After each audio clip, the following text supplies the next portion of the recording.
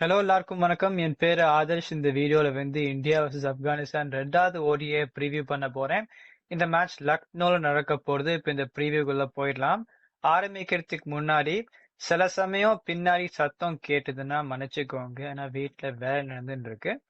சத்தம் அவ்வளவா கேட்காத மாதிரி தான் நான் இடம் பார்த்து வச்சிருந்திருக்கேன். ஆனாலுமே சத்தம் கேட்டதுன்னா அதை மன்னிச்சுக்கோங்க. இப்ப இந்த ப்ரீவியூக்குள்ள போயிடலாம்.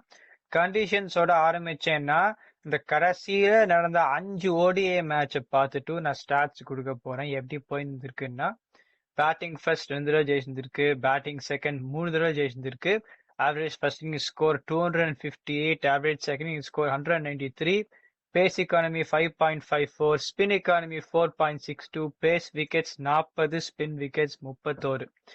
Batting first versus batting second பார்த்தோம்னா இது வந்து ஒரு கஷ்டமான ஒரு பேட்டிங் வென்யூ. அதுல முதல் பேட்டிங் எப்படி ஜெயிச்சிருக்குன்னா, பொதுவா அந்த 280 அடிச்சா அது வந்து இந்த கிரவுண்ட்ல you can defend that score. இப்ப அந்த 3 தடவை சேஸ் பண்ண மேட்சஸ் வந்து நெதர்லாண்ட்ஸ் வந்து 262 அடிச்சா, ஸ்ரீலங்கா வந்து அதை சேஸ் பண்ணா. அப்புறமா இன்னொரு லோ ஸ்கோரிங் மேட்ச் நினைக்கிறேன். அது வந்து இங்க பார்த்தேன்னா 179 181 ஆப்கானிஸ்தான் வர்சஸ் நெதர்லாண்ட்ஸ். ஸோ கம்மியா ரன் அடிச்சா ரெண்டாவது பேட்டிங் டீம் சேஸ் பண்றதுக்கான வாய்ப்பு நிறைய இருக்கு. ஆனா இந்தியா வந்து இன்னுமே கம்மியான ரன் தான் அடிச்சா வர்சஸ் இங்கிலாந்து. ஆனா 100 ரன்னால ஜெயிச்சா. அப்புறமா சவுத் ஆப்பிரிக்கா 311, ஆஸ்திரேலியா வந்து 177 ரன் தான் அடிச்சா. ஸோ எனக்கு பொறுத்த வரைக்கும் முதல் பேட்டிங் விளையாடி ஒரு 280 அடிச்சா இந்த கிரவுண்ட்ல ஜெயிக்கிறதுக்கான வாய்ப்பு ஜாஸ்தி. ஃபாஸ்ட் பவுலருக்கும் ஸ்பின்னருக்கும் வித்தியாசம்னு பார்த்தோம்னா, ஃபாஸ்ட் பவுலர்ஸ்க்கு 5 ரன் எக்கானமி, ஸ்பின்னர்ஸ்க்கு 4.6. சீமர்ஸ் தான் அதிகமா ஓவர் போந்திருக்கு அந்த வென்யூல. ஆரம்பத்துல அலையும். ஆனா ஸ்பின்னர்ஸுமே இந்த விக்கெட் ஸ்பிளிட்னு பார்த்தோம்னா சீமர்ஸ்க்கு 40, ஸ்பின்னர்ஸ்க்கு 31. நிறைய கிரவுண்ட் நான் ப்ரீவியூ பண்ணிருக்கச்சே 65-30 அந்த மாதிரி ஒரு வித்தியாசம் இருந்திருக்கு. இங்க 40-31 பெரிய வித்தியாசம் இல்ல. ஸ்பின்னர்ஸும் சீமர்ஸ் ரெண்டு பேருமே இந்த மேட்சுக்குள்ள வருவா. சீமர்ஸ் ஆரம்பத்துல வருவா, ஸ்பின்னர்ஸ் நடு ஓவர்ஸ்ல வருவா. சோ இந்தியா டாஸ் ஜெயிச்சா நானா இருந்தா நான் பேட்டிங் தான் எடுப்பேன். ஏன்னா ஆப்கானிஸ்தானோட பவுலிங் அட்டாக் வந்து ஒன்றும் பயப்பட்ட மாதிரி தான் இல்ல. ஆப்கானிஸ்தானோட டெம்ப்ளேட்டே முதல் பேட்டிங் விளையாடி 280 அடிக்கிறது தான். ஸோ ரெண்டு டீமே பேட்டிங் ஃபர்ஸ்ட் தான் பண்ண பார்க்க போறான்னு எனக்கு பொறுத்த வரைக்கும். இப்ப 11க்குள்ள போயிடலாம். இந்தியாவோட 11 பார்த்தோம்னா அப்படிதான் நான் போய் ரோஹித் சர்மா, சுப்மன் கில், கேஎல் ராகுல், நிதிஷ்குமார் ரெட்டி, ஸ்ரேயஸ் ஐயர், இஷான் கிஷன், வாஷிங்டன் சுந்தர், ஹர்ஷ் தூபே, ஹர்ஷ்தீப் சிங், குர்னூர் பராட், பிரின்ஸ் யாதவ். சில பேர் நினைக்கலாம் பிரசித் கிருஷ்ணாக்கு ரெண்டாவது ஓடிஐலுமே இன்னொரு வாய்ப்பு கொடுக்கலாமான்னு நினைக்கலாம். ஆனா இது வந்து முதல் தடவை பிரசித் கிருஷ்ணா பார்த்ததுல போன சீரீஸ்லயுமே பார்த்தோம், டெஸ்ட் மேட்சஸ்லயுமே பார்த்தோம். அவர் டெஸ்ட் மேட்ச்லயே 4 ரன் ஒரு ஓவருக்கு கொடுக்கிறார். ஓடிஐல 10 ஓவர் போட்டா ஒரு மினிமம் 67 ரன் கொடுத்துருவார். ஸோ அந்த கேஸ்ல நம்ம நிறைய பார்த்தாச்சு பிரசித் கிருஷ்ணாவை. ஆனா பிரின்ஸ் யாதவ் ஐபிஎல்ல நல்லா போடுறார். பிரசித் கிருஷ்ணாமே அந்த ஷார்டர் லெங்க்ஸ், ஹார்ட் லெங்க்ஸ் தான் போடுவார். இங்க வந்து மேல போடணும். அதனால குர்னூர் பராட் போன மேட்ச் நல்லா போடுறார். ஹர்ஷ்தீப் சிங் போன மேட்ச் நல்லா போடுறார். பிரின்ஸ் யாதவன் நான் வந்து 3வது சீமரா நான் வச்சுப்பேன். அப்புறமா போன மாதிரி இஷான் கிஷன் வந்து 34 ரன் வேகமா அடிச்சார். ஆனா திருப்பியும் சொல்றேன், விராட் கோலி திருப்பி வந்ததுன்னா இஷான் கிஷன் ஸ்டார்ட் பண்றதுக்கான வாய்ப்பு கம்மி. இஷான் கிஷனா நிதிஷ் ரெட்டியான்னு பார்த்தோம்னா, நிதிஷ் ரெட்டி ஹர்திக் பாண்டியாக்கு இன்ஜுரி ஆச்சுன்னா Nitish Reddy is more likely to play. ஒருவேளை ஹர்திக் பாண்டியா வந்தா ரெண்டு பேருமே விளையாடுறதுக்கான வாய்ப்பு இருக்கு. ஆனா ஹர்திக் பாண்டியா விளையாடலன்னா கண்டிப்பா நிதிஷ் ரெட்டி வந்து அந்த ஒரு ஸ்லாட் மேல போறதுனால எனக்கு பொறுத்த வரைக்கும் அந்த benefit of seeing what Nitish Reddy can do வந்து இஷான் கிஷன் பண்றதோட இன்னும் மீறிடும் எனக்கு பொறுத்த வரைக்கும். இஷான் கிஷன் அடிச்சதை பத்தி எனக்கு ஆச்சரியமே இல்லை. ஆனா யாரு ஸ்டார்ட் பண்ண போறான்னா நிதிஷ்குமார் ரெட்டி தான் I think is more likely to ஸ்டார்ட்ங்கிறதுனால. அதுவும் இந்த கஷ்டமான அலையற கண்டிஷன்ஸ். ஆனா டெக்னிக்கலி சோன் கேஎல் ராகுல் நம்பர் 3, நிதிஷ்குமாரி நம்பர் 4. ஏன்னா ஸ்ரேயஸ் ஐயர் நான் திருப்பியும் சொல்றேன், முதல் 12 ஓவருக்குள்ள ஓடிஐல பேட்டிங் இறங்கக்கூடாது. ஏன்னா சீமிங் பாலுக்கு அவருக்கு வீக்னஸ் இருக்கு. இந்த கேஸ்ல அவர் நம்பர் 5, இஷான் கிஷன் நம்பர் 6. இஷான் கிஷனுக்குமே சீமிங் பாலுக்கு வீக்னஸ் இருக்கு. ஆப்கானிஸ்தானோட சீம் அட்டாக் வந்து ஒமர் ஜாய்க்கு அலையும் ஒருத்தர் ஒன்றும் பயப்படுற மாதிரி எல்லாம் இல்லை. ஆனா பொதுவாகவே அந்த 12 ஓவர் அரேஞ்ச்மெண்ட் நான் சொன்ன மாதிரி அதுக்கு போறதுனால இந்த மேட்சுக்கு நான் மாற்ற மாட்டேன். நான் அப்படிதான் போவேன்.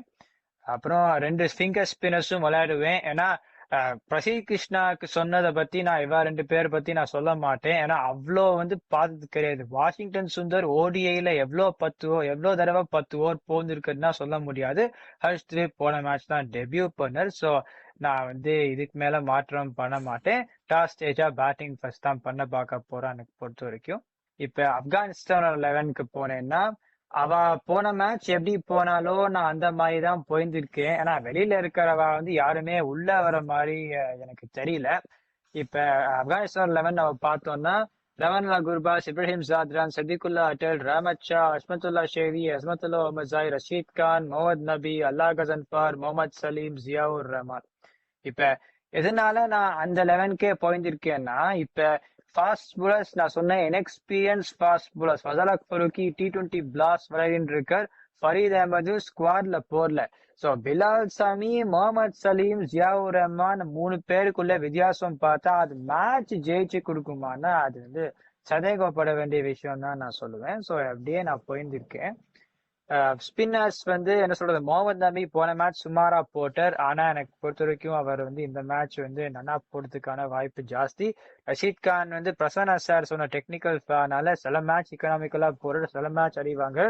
கசான்ஃபர் போன மேட்ச் நல்லா போட்டார். ஒருவேளை சீம் அட்டாக் வீக்கா தான் இருக்கு. கசான்ஃபர் நியூ பால்ல போடலாம். Ghazanfar opening bowling along with Omar ஜாயை போட்டுட்டு ஒரு நங்காரையா காரோட்டியை வேணா எடுத்துன்னு வரலாம். ஆனா சீமஸ்க்கும் இங்க அலையும் அவ வந்து பண்ண பார்க்க போறாளான்னு எனக்கு தெரியல. ஏன்னா முஜிபுர் ரஹ்மானும் வெளியில விட்டுருந்துருக்கா. அவரும் நியூ பால்ல வந்து போடக்கூடிய ஒரு ஸ்பின்னர்.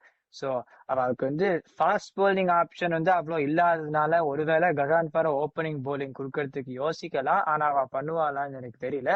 ரிவ்யூன்னு சொன்ன மாதிரி அந்த டாப் 5 35 ஓவர் வரைக்கும் செட் பண்ணிட்டு ரஷீத் கான், முகமது நபி கடைசியில வர இந்த என்ட்ரி பாயிண்ட் பிளேயர்ஸ் வந்து 280 வரைக்கும் கொண்டு பார்க்க போறா. போன மேட்ச் வந்து அந்த அலையற கண்டிஷன்ஸ்ல சில பேர் சுத்தி அவுட் ஆனா அவ வந்து அது வந்து அவளோட கேம் இல்லை. ஸோ ஆப்கானிஸ்தான் வந்து அவளோட ப்ளூ பிரிண்டிக் விளையாடினா அது better success than the previous match. இதுக்கு மேல ஆப்கானிஸ்தானை பத்தி ஒன்றும் சொல்றதுக்கு இல்லை. அவ பேட்டிங் ஃபர்ஸ்ட் தான் பண்ண போறா. இப்ப எட்ஜுக்கு போயிடலாம். இந்த கஷ்டமான வென்யூல வந்து முதல்ல 10 ஓவர் ஜாகிரதையா விளையாடிடணும். எந்த டாப் 4 விளையாட போறதுன்னு நம்ம பார்த்தோம்னா இந்தியாவுக்கு வந்து ரோஹித் சர்மா, சுப்மன் கில், KL ராகுல், நிதிஷ்குமார் ரெட்டி கம்பேர்ட் வித் ரஹ்மானுல்லா குர்பாஸ், இப்ராஹிம் ஜாத்ரான், சதிகுல்லா அட்டல், ரஹமத் ஷா.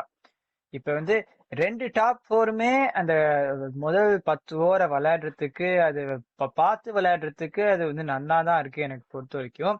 எதனால இந்தியாவுக்கு எட்ஜ் கொடுக்க போறேன்னா ஆப்கானிஸ்தானோட சீம் அட்டாக் வந்து பயப்பட்ட மாதிரிலாம் ஒன்றும் இல்லை.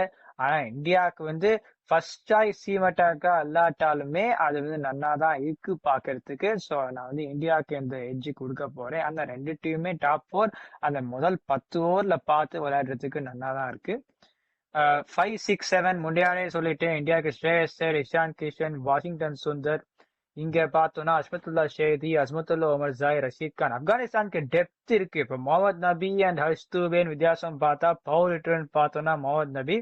ஆனா அந்த டிபெண்டபிலிட்டி வந்து இந்தியாவுக்கு தான் இந்த 3 பேர் பார்த்தா இருக்கு. ஸோ அது இந்தியா அந்த எட்ஜை கொடுப்பேன்.